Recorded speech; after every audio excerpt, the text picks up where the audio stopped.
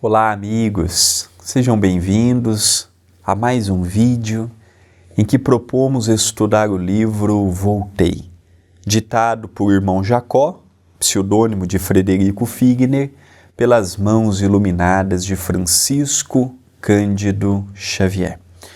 O meu nome é André Luiz Querini Vilar, eu agradeço à TV A Caminho da Luz, ao CEPAC, Centro Espírita Perdão, Amor e Caridade, pela honra que me oferece a poder apresentar o programa, estudar juntos, aprender juntos, refletir juntos.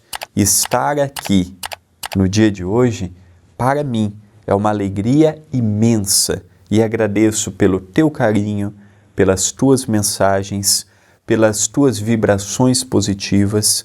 Eu recordo que eu não sou professor de espiritismo, não sei tudo de espiritismo, estou aprendendo todos os dias, me vejam como um irmão esforçado, dedicado, mas não me vejam como um missionário, não me vejam como um espírito evoluído, não me vejam como um espírito que já atingiu virtudes que ainda estou bem longe de atingi-las. Vejam em mim apenas um irmão dedicado e que aqui está com muito amor e com muito carinho.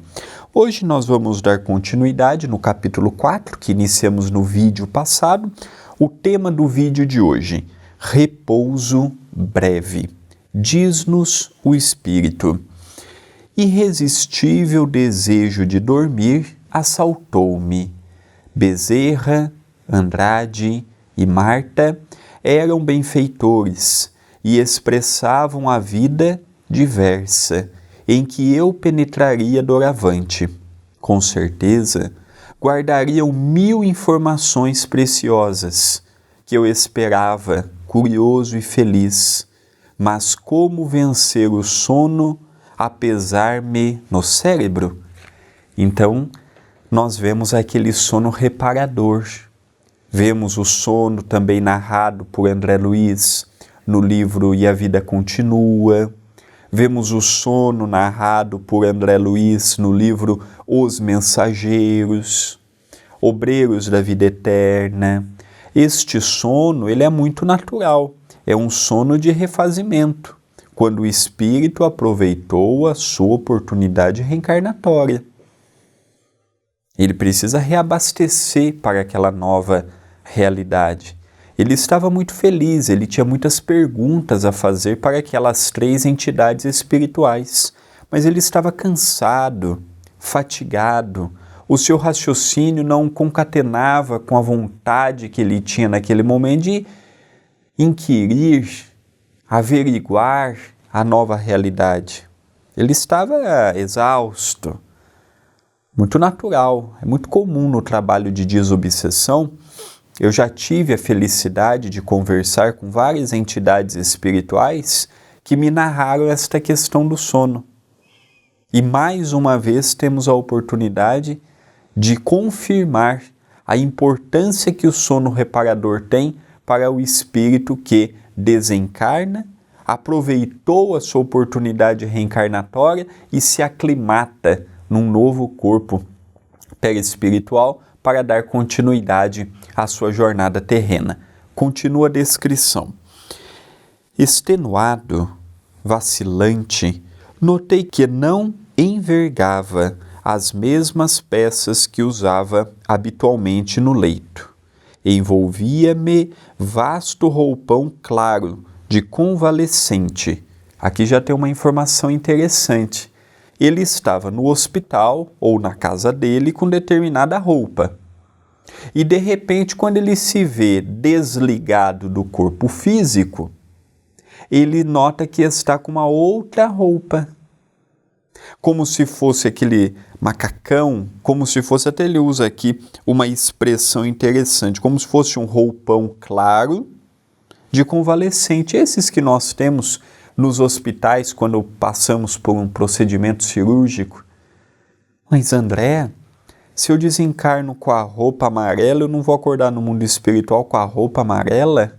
Aqui nós estamos vendo que não. Aqui nós estamos vendo que o corpo físico, no momento da partida, estava com uma roupa. E ele, no corpo perispiritual, que há vídeos anteriores que ele utiliza assim, o novo corpo. Por novo, abriu-me particularmente, não sei aos queridos ouvintes, aos ouvintes atentos do estudo, mas abriu-me uma percepção que eu mergulhei num campo filosófico que até hoje eu estou questionando o sentido do novo. É novo para ele ou é novo, sendo uma outra veste que vai dar continuidade na sua evolução? Fato é que quando ele olhou para si, ele estava com roupão de convalescente, totalmente diferente do que ele usava naqueles momentos derradeiros, quando ainda ligado ao corpo físico. Então, o corpo físico e o corpo perispiritual, neste momento, eles não andam com a mesma vestimenta. Agora, uma pergunta que pode ficar aqui no ar para as nossas meditações. Eu estou dormindo de pijama. Ou eu estou dormindo sem camiseta nas noites quentes, só de bermuda, por exemplo, de shorts. No mundo espiritual, eu também acordo perispiritualmente, quando eu estou desdobrado do corpo através do sono. Eu acordo com uma roupa ou eu acordo como eu fui dormir? Não é uma pergunta boa para a nossa meditação? Evidentemente que nenhum de nós vai acordar simplesmente com a roupa de dormir e ir para um encontro com amigos ou pela lei da afinidade sem uma camiseta, por exemplo. Então já vai dando vida, mostrando para nós que a vida, realmente, quando encarnados, nós temos duas vidas, duas existências. A existência quando estamos acordados fisicamente e a existência quando estamos dormindo fisicamente. E o meu espírito, que não tem a necessidade de repouso como o corpo físico, ele tem uma outra vida, tão agitada quanto a que temos quando acordados. Ou às vezes até mais, porque não tem a limitação do corpo físico. Não tem a limitação e a grosseria do corpo físico. Então olha que maravilha estas questões que abrem aos nossos horizontes. Nós ficaremos aqui muito tempo meditando sobre elas, porque são revelações. São nas pequenas coisas que mudam o conceito do que víamos de mundo, do que víamos, entendíamos de mundo espiritual. Continua. Tentei indagar. Entretanto, a fraqueza dos órgãos vocais prosseguia sem variações. Era preciso aceitar os recursos quais se me ofereciam. Não adiantava qualquer interrogação, indispensáveis a serenidade e a paciência. Então ele já narrou em vídeos anteriores que ele queria falar, mas não conseguia. Ele desejava pensar, mas a mente não caminhava com ele. Nós temos que ter a ideia, não é porque eu desencarnei, não é porque eu estou numa outra região espiritual, que eu já vou estar isento dos meus problemas que eu tinha quando encarnados. Por exemplo, a pessoa ficou numa cama por anos, sem andar, sem mover, não vai chegar no mundo espiritual já andando. Uma pessoa que utilizou durante anos uma cadeira de roda, não vai chegar no mundo espiritual e do dia para a noite já sair andando. Mundo espiritual é a continuidade do que nós temos aqui. Existem desde regiões sublimadas que não conseguimos nem penetrar no pensamento, que é a região de Jesus, como existem regiões aqui que não há palavras para descrevermos. Quão deprimente se fazem estas regiões. Então ele fervilhava aquelas curiosidades, aquelas novidades que ele deparava, mas ele não tinha força para perguntar.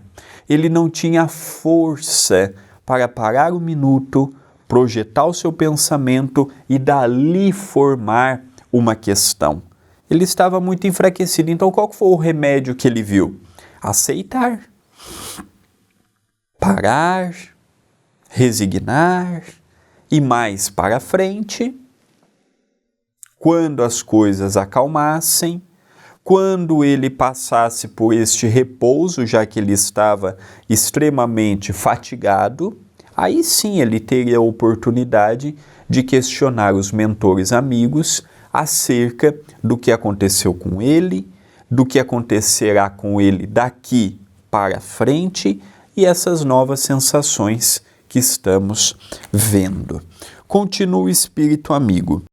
Perante o mar, diferençava-se-me a posição orgânica, aquelas bafagens de ar fresco que eu recebia encantado, regeneravam-me as forças, pareciam portadoras de alimento invisível. Inalando-as, permanecia singularmente sustentado, como se houvera sorvido caldo substancioso. Já tivemos a oportunidade de ver em outras obras também o quanto que a brisa marítima, a sua energia, o seu magnetismo, ele pode ajudar tanto o encarnado quanto o desencarnado. A natureza, ela é fantástica. Tanto a mata, quanto o mar, quanto tudo que ela nos fornece, ela nos traz equilíbrio, regenera a nossa energia. Ele foi dizendo, olha, conforme eu ia sorvendo aquela brisa, é como se um ar de renovação entrasse em mim. É como se uma nova atmosfera entrasse em mim. E eu pudesse, naquele momento, como que um caldo de alto poder magnético, me desse ânimo, força e coragem para seguir adiante. Olha que interessante a descrição do espírito amigo. É como se uma nova força de coragem, uma nova perspectiva se abrisse aos meus olhos, a natureza vindo ao encontro de um recém-desencarnado. Aquela mesma natureza que de quando em quando não cuidamos, não zelamos, não olhamos por ela, vemos o desmatamento, a poluição dos rios, vemos com muita tristeza as queimadas. Então ele mostrava o quanto que aquilo foi revigorante para o seu coração, o quanto gerou paz, serenidade, bem-estar. Então fica também um alerta para cuidarmos mais da natureza, já que ela nos ajuda em todas as formas. Quantas pessoas que não leram esta obra e sequer supõem a importância que o mar tem espiritualmente falando. Agora, nós que lemos, nós que estudamos, nós que mergulhamos nesta nova ciência, já fica a dica, já fica o convite para que possamos olhar com mais responsabilidade para os animais, a natureza, vendo neles seres vivos que precisam de nossas mãos e de nossos cuidados. Continua. Marta, agora sentada, oferecera-me o regaço acolhedor, acariciando-me a fronte. Notei que o irmão Andrade comentava as virtudes do mar no reerguimento das energias do perispírito. Referia-se a casos repetidos de socorro a irmãos recém-desencarnados, conduzidos com êxito à frente das águas. Então, mais uma informação interessante. Marta, já ali sentada, contemplando o Pai, aproveitando aquela presença paterna, irmão Andrade, com todo o seu conhecimento, vertendo as informações de que era muito comum eles levarem recém-desencarnados para que aquela brisa pudesse invadir os seus corações, dando ânimo. Eu fico aqui imaginando uma palestra no mundo espiritual, uma conversa como esta. Já paramos para analisar quantas informações? Quando estamos aqui encarnados, nós achamos que sabemos muito. Em que área for, achamos que sabemos muito. Aqui ele já fala de uma importância que até hoje nós não damos o valor. Ele já fala do magnetismo natural que uma árvore possui, que o mar possui, que a mata possui. Os gauleses, por exemplo, os druidas, por exemplo, os essênios, por exemplo, eles tinham o hábito de abraçar as árvores. Sabe aquelas árvores com um tronco grande, frondosa? Eles tinham o hábito de abraçar aquelas árvores. E eles acreditavam na cultura deles que quando abraçavam uma árvore havia uma troca de energia. Eu passava para a árvore aquilo que eu não estava bem, aquelas energias, e a árvore me recompensava. E hoje já há tratamentos alternativos em que pessoas são indicadas a fazer isto. Ficar descalço, para sentir, para ter contato com a grama ou com a terra e abraçar as árvores, algo que antes do advento do Cristo já era, por estas seitas e religiões, já eram reverenciados há mais de 2.000, 3.000 anos. E hoje é tido como uma ciência alternativa para ajudar no restabelecimento das pessoas.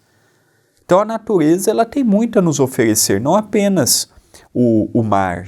Eu lembro do livro Nosso Lar, que está disponível aqui no canal, estudado por mim e pelo meu pai, os 50 capítulos mais o prefácio de Emmanuel e de André Luiz, e é muito interessante aquela obra, porque ali nós percebemos claramente, nitidamente, quando nos últimos capítulos ele é convidado a prestar socorro a um familiar. Diz no livro que era para o novo marido de sua esposa, mas nós sabemos que Dr. Carlos Chagas, a sua esposa, ela não se casou novamente, mas era um espírito que estava ali que André Luiz tinha dificuldades no relacionamento. E ele naquela dúvida, eu ajudo ou não, eu amparo ou não? E quando ele se predispôs, Narcisa foi lhe ajudar e eles foram na mata pegar ervas, raízes e essências que pudessem espiritualmente levar um amparo para aquele encarnado. Então nós percebemos claramente que a natureza ela é fantástica. Ela nos apresenta uma variedade de informações, de auxílio que povos já conheciam, até hoje a China, por exemplo, o Tibete, o Nepal, aquela região da Ásia, até hoje o Japão, eles têm aquela medicina que eles usam, a natureza. Aqui no Brasil nós temos a fitoterapia, que foi implementada e divulgada pelos próprios espíritas no final do século retrasado, início do século passado. Então nós vemos que este compêndio não é novo, não é de agora. Nós que estamos olhando com mais atenção e com mais carinho. Continua o espírito amigo. Desenvolvia o máximo esforço para registrar-lhe as impressões, quando o benemérito amigo me dirigiu a palavra, cuidadoso, aconselhando-me o sono pacífico e restaurador. Não deveria reagir contra o repouso, disse-me fraternal, e acrescentou que não convinha sacrificar necessidades da alma à curiosidade, embora nobre. Teria tempo para observar e aprender muito, e pelo menos, durante algumas horas, não poderia furtar-me ao descanso imprescindível. Compreendi o alcance do conselho e obedeci. Entreguei-me sem resistência e perdi a noção de espaço e tempo no sono abençoado e reparador. Então, foi orientado a ele, olha, você vai ter momento de poder perguntar. As suas perguntas, elas são legítimas, verdadeiras, mas agora não é o momento. Vamos descansar. Você vai ter muito tempo para indagar, para compreender, para aprender. Agora é momento de descansar.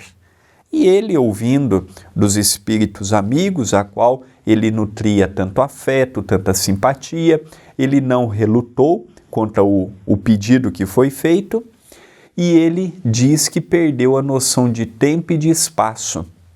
Ele não sabe descrever o tempo que ele ficou dormindo naquele sono que chamamos de sono reparador. Então, que maravilha, não é? Nós estamos vendo os primeiros passos que ele está dando no mundo espiritual. O vídeo de hoje nós vamos terminando por aqui, fazendo aquele convite habitual. As pessoas que estão nos acompanhando, eu agradeço de coração pelas mensagens, pelas vibrações positivas, mas eu preciso da sua ajuda. O algoritmo do YouTube reconhece como importante aqueles vídeos que geram interação. Então, o seu gostei é muito importante, não custa, pelo celular, pela televisão, pelo computador, só você colocar o positivo, não lhe custa nada. O positivo é importante, que é o gostei. Comentário no vídeo. André, eu entendi tudo, eu não tenho pergunta, deixa o seu boa tarde, bom dia, a cidade da onde está estudando comigo, o seu comentário carinhoso. O compartilhamento tem duas finalidades importantes. A primeira, levar o vídeo a outras pessoas que não nos conhecem.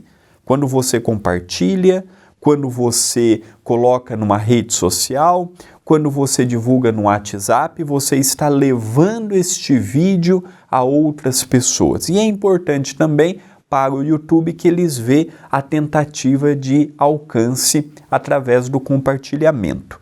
E eu também convido a todos que ainda não se inscreveram no canal, não habilitaram as notificações para se inscreverem.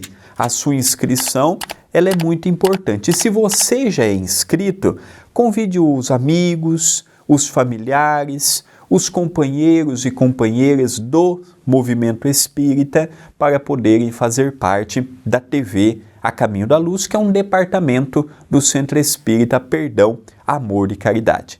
Eu desejo muita paz, muita luz e até o nosso próximo vídeo.